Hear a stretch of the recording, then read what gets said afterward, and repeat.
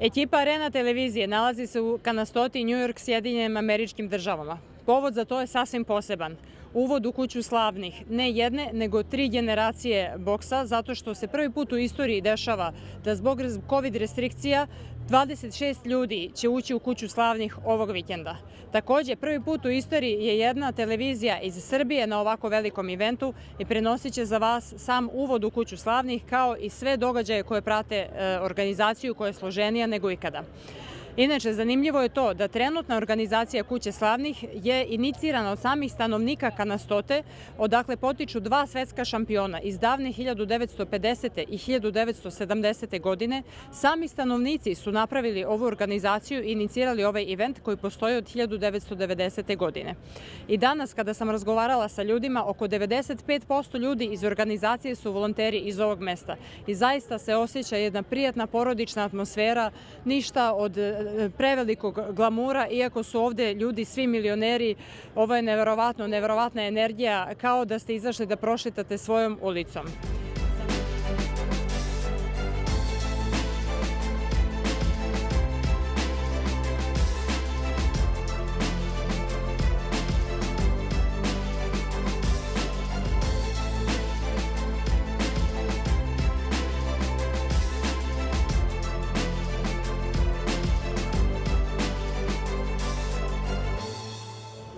Hi there.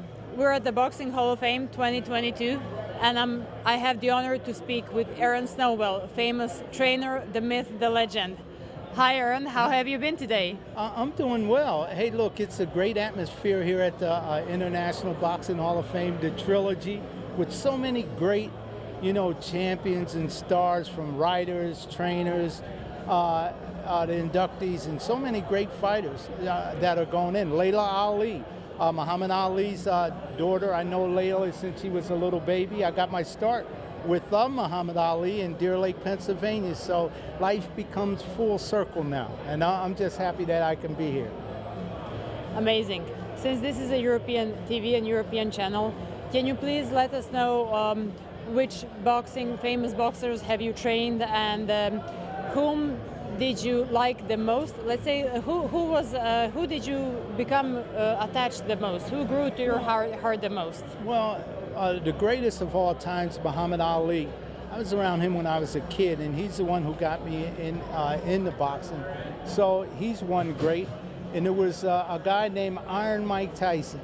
He was undefeated, undisputed heavyweight champion of the world. I trained him when he lost in Tokyo, with that great, huge upset. I trained him, and we worked to bring him back from that big, huge loss. So, he's one. Tim Witherspoon, who's a 2-time heavyweight champion of the world. Frankie Randall, who beat the great Julio Cesar Chavez at the MGM Grand, and of the opening of the MGM Grand in Las Vegas. And also Julian the Hawk Jackson, who's one of the top 10 all-time greatest punchers in the history of boxing. So I've been blessed to name a few. That sounds like a very long and rich career. How long have you been a trainer?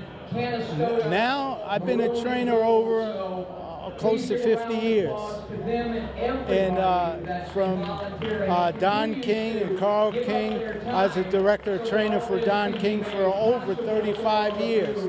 So a lot of those champions and stuff were with Don King. He had a training camp in Orwell, Ohio, and I was the director trainer, and we produced many, many world champions out of there. You've been a boxing trainer for 50 years. Yeah. That's impossible. You don't have 50 years altogether. Thank you. But yeah, well, God's been good to me. And God's full of blessings. And when He endows something on you, no one can deny it. And when He blesses you with health and looks and things and keep you young, it all's from Him. And, I'm going to tell you something about sports training, a little secret, is that your body is composed of 2 different types of fiber. One for speed, and the other one for endurance, which is strength. And nothing you can do in life can enhance that ratio, that fiber in your body that God has given to you at birth. The only thing that you can do is train your hardest and your maximum that He already give you. So by that, when you're able to train guys and you understand that, and when they rise to those high occasions, it's just a blessing from God that guys allow you to push them to that limit that brings out their very, very best. And I just praise God for all the glory. So, any advice, any words of wisdom to the young boxers who are starting in their careers about what approach should they have in their professional boxing career? Well, in their boxing careers, like I was, you should be a student of the game of boxing. You should know it. You should know the history of it. Also, learn styles. Learn what kind of style you got. Learn what goes into those styles and how you can improve. If you're a boxer who moves around the ring, watch guys who boxed and move around the ring and how they perfected that movement. If you're a slugger, learn how to come cutting the ring off, stepping to the side, putting pressure on guys. Become the student of the game and learn styles. And most of all, fundamentals. Fundamentals over and over. Form and technique brings speed that brings power, and the constant work of that, the link in the system is your eyes. Your eyes tell your body how slow, how fast to react or contract that motion, and that happens simultaneously. And practice improves that coordination to perfection. The more you practice it, the more your eyes and your body comes more direct and more precise in those movements of coordination. And then you have to go inside the heart. You ever say, well, does that fighter got heart? Yeah, it's called cardiovascular fitness. You got to have the cardiovascular fitness, which is the endurance to carry the task out.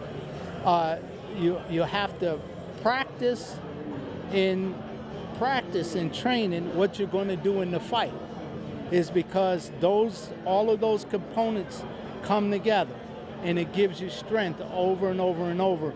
So when you go inside the heart and you do your cardiovascular work like sparring, running, hitting the speed bag, skipping rope, it goes inside. And you can tell when a person's basically in great shape. All you got to do is check their heart rate when they're resting. And most superior athletes, when they're resting, their cardiovascular fitness is geared for the top range, where your heartbeat, maybe 45 beats a minute. They say, wow, seems like this guy's having a heart attack. No, he's relaxing, so his muscle is low.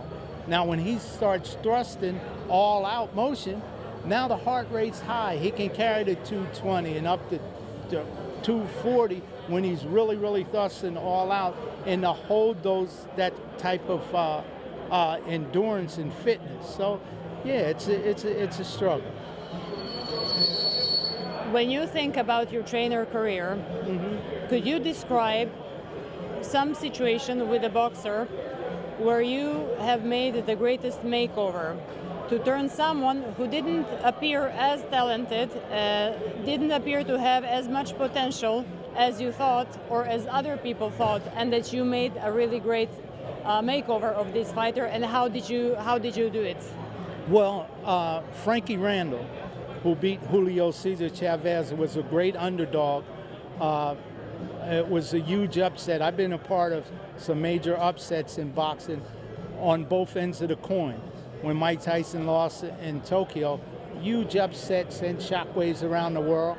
And then Frankie Randall, when he beat Julio Cesar Chavez in the opening of the MGM Grand. A lot of people didn't give Frankie Randall a chance that night. He was a grave underdog. But, you know, when I first started training him, he already had great will and determination. And what we did was work on his fundamentals to sharpen his tool in his conditioning. so he could deliver what he delivered against Edwin Rosario, where he got knocked down and had to get up and knock Edwin Rosario out to become number one, and they still underestimated him. And going into the Chavez fight, I mean, they really under it. They said, no, this is going to be a walk in the park. We're going home early. And Frankie Randall delivered what we practice. Form, technique, and styles make fight. And Julio had the right style that we were looking for, and that he knew we had to match what Frankie Randall can do good anyway. And that was box on the inside, box on the outside, slip and slide, go left, go right, counter punching, and all of that. And that's what you had to do with Julio Cesar Chavez to meet you, because he had pressured so hard. He'd keep climbing a mountain and climbing a mountain. Most guys, he were able to break that mountain that he would take them to, and that platform they couldn't perform over.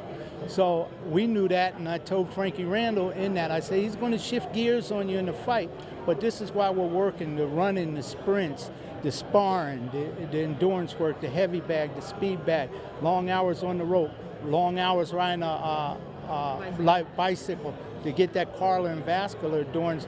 So when he's punching, he can explode, he can change gears. Your body got gears in it when you're fighting. But if you fight on an even keel, you'll fight that whole night. You got to change the gear, you got to press it on. You got to go through the wall, and you got to do that in training. If you never practice it in training, you can't get in a fight and expect to do it. And however, Frankie Randall did that night, and not only did he beat him, he knocked Julio Cesar Chavez down, and no one expected that. So that was the fight that really coincides with something. To have a loss like that with Tyson and come back with an underdog like Frankie Randall, it shows you how the sport, you stick to it a long time. What goes around comes back around. I believe that you gave your heart and soul to all of the fighters that you've trained. Yeah. Do you believe that it has been a rewarding career for you? Oh, absolutely. When you stand here in this great Hall of Fame, to have some fighters that I trained, Mike Tyson to be inducted in here, Julian Jackson, who's in the top list of all-time knockout punchers, to be inducted here, Zuma Nelson, who's inducted here. To have those type of guys, Muhammad Ali, who I got my start with in boxing, to be enshrined in here and to be standing here talking about all of that, is just a phenomenal of a great. Some people just say that they would be very happy to just have one person that they have trained. I have trained many guys that are on their way to be inducted here. Are you still doing some training work? Yeah, I do a lot of training work, consulting, talking to people. They call me up all the time. I got this problem. Like mentoring. Yeah. Hey, look, I'm a student of the game. You can't have it all. You know, you can't take it all in, but you have to give things out. Knowledge, like Muhammad Ali says, knowledge ain't just for you. That's why God gave it to you, so you can spread it around. You give this person the insight, that person the insight, that person. And most of the guys that I have trained, now they have started training fighters themselves. Now they're becoming great trainers. Nate Jones, who was on the 96 team with the Klitschko, he won a bronze. Vladimir won the gold. And now he's training fighters with Mayweather. And he was with me. I trained him for his professional career and stuff like that. But that's the kind of thing that I'm talking about. What goes around always comes back around, and you can see how well you were a teacher. Now the student becomes the teacher. And when that happens, you have arrived.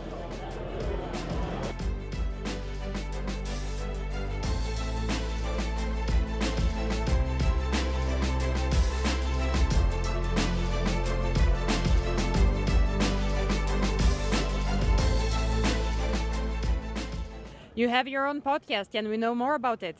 Yeah, the podcast is called In This Corner, named after my television show that's been on the air 18 years, In This Corner, which is a show where I sit down with the greatest fighters of all time, and then I also get inside the ring with them and they demonstrate their skills. So we've done 65 episodes. I've been in the ring with 60 world champions, including many of the guys here like Bernard Hopkins and Sugar Shane Mosley and Floyd Mayweather and Andre Ward. And as a little boy that started with Muhammad Ali, and now to be with Layla Ali and hosting the Hall of Fame, it's like, I guess this was all meant to be. There are no accidents. I was fascinated by the work you've done out there. Mm-hmm. Can you give an advice to the young reporters and podcasters who are just entering the business? Should they follow their heart? Should they follow their money?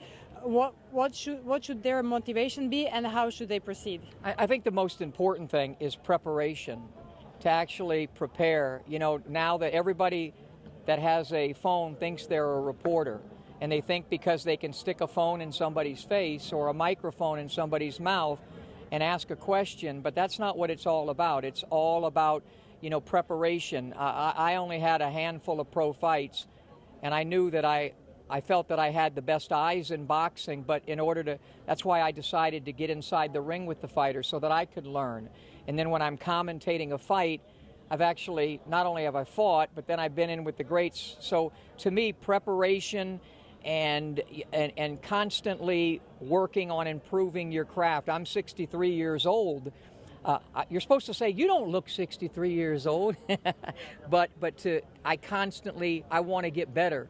So I constantly want to evolve and get better. And, you know, I mentored a young lady in Las Vegas named Amber Dixon. She just got the job as a sports reporter, and I helped her. And then to watch her win an Emmy, and now she has her own show. It means so much. So again, but the key is preparation. Just like when you asked your question today, it was well thought out, well prepared, and well delivered. It's just like a fighter. You prepare, and then you get in there and you execute and you deliver. I do my best. How do you see, how does your profession, with all the modern technology, influence the world of boxing culture, and maybe the way how fighters behave? Or how do you see that the whole situation with professional boxing development is changing because of your profession and people like you? Well, I hope with mine, you know, the fighters, I have a different relationship with the fighters than any other journalist, you know, because of who I am and how long I've been in it, and so mine is totally different. But again, I think with social media, it's a wonderful thing, but it's also been a curse in many ways, because the fighters are more concerned about how many hits they get on social media rather than how they throw their punches and their hits inside the ring. So I think it's very difficult to balance that.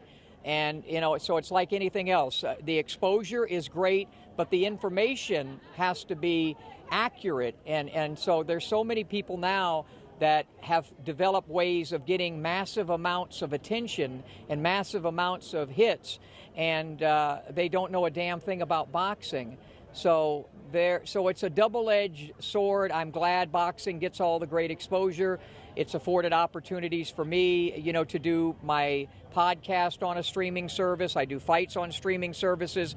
But again, at the end of the day, you know, to rise to the top, there are no shortcuts. You still have to do the work, whether it's with in my day, a typewriter, or now with an iPad or an iPhone or whatever. You just have to do your work.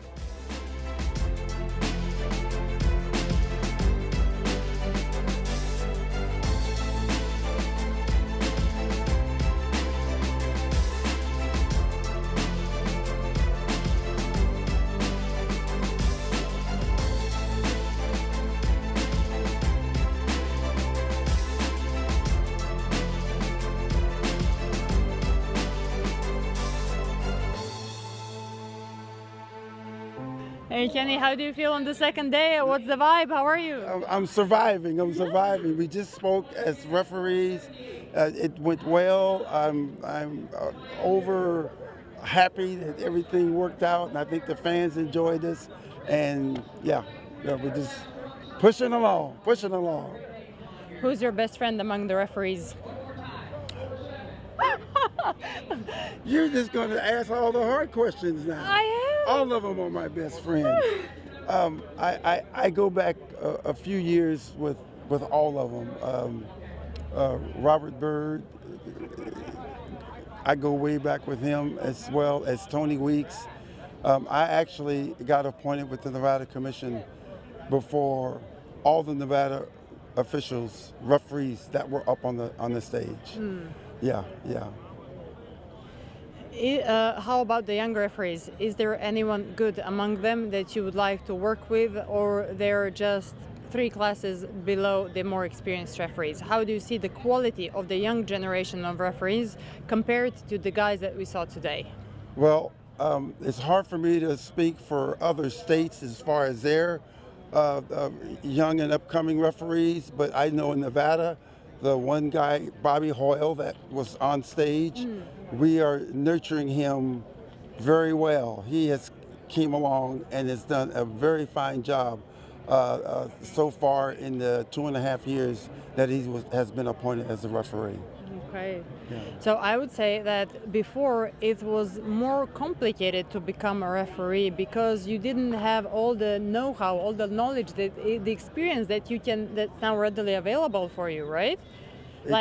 Now it's maybe more hard work, but it's more simple in terms of the organization and the institution. What do you think? Yes, well, like what was said on stage, videos, you can study fight films now more easily than years ago.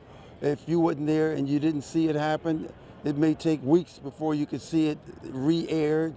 But now, because of technology and YouTube and all the different devices, you can catch something the very next day and study it. And for the most part, that's what us referees do to keep us sharp and keep us in place to make sure that we do a better job than before.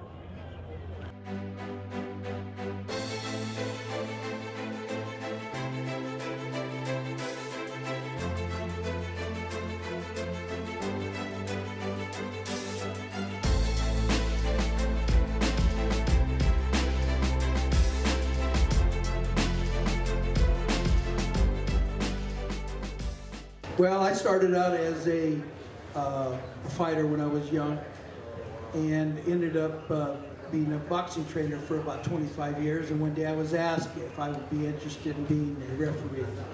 And I thought about it. I said, well, all they do is just walk around up there, referees. That should be a pretty easy thing to do.